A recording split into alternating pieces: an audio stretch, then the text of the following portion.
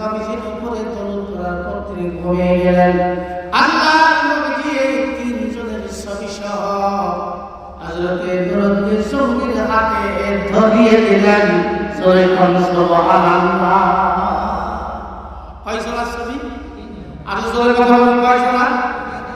তিনজনের ছবি সহ নবীজি হযরতে নূরুদ্দিন চৌধুরী ওই দেশের বাদশা তার হাতে তিনি ধরিয়ে দিলেন আর বললেন, হে নূরুদ্দিন চৌধুরী, এই সেই তিনজন ব্যক্তি যারা একজন এসেছে মস্কো থেকে আর একজন এসেছে পদ্মনাজাম থেকে, সিরিয়ার থেকে। এই মানুষগুলো এসে আমাকে কষ্ট দিচ্ছে। এবার তিনজনের ছবি নিয়ে নূরুদ্দিন চৌধুরী চিন্তা করলেন। পরপর কয়দিন স্বপ্ন দেখেছেন? আরো বলে কথা বলুন, কয়দিন? 3 দিন স্বপ্নের মাধ্যমে নূরুদ্দিন চৌধুরীকে স্বয়ং রাসূলুল্লাহ জানিয়ে দিচ্ছে। কে জানিয়ে দিচ্ছে?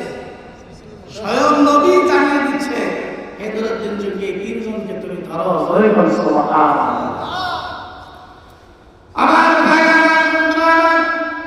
নূরুদ্দিন চৌধুরী মদিনা শরীফের মধ্যে এবার প্রবেশ করলেন। প্রবেশ করার পর এবার তিনি একটা গান ঘোষণা করলেন, এই মদিনা শরীফের মতো অতীব দরিদ্র কোন মানুষ যদি থাকে, আমি নূরুদ্দিন চৌধুরী তোমাদেরকে পুরস্কৃত করব, তোমাদেরকে আমি কিছু অর্থ সম্পদ দেব। তোমাদের মতো কে কোথায় আছে তোমরা এসে নিয়ে যাও।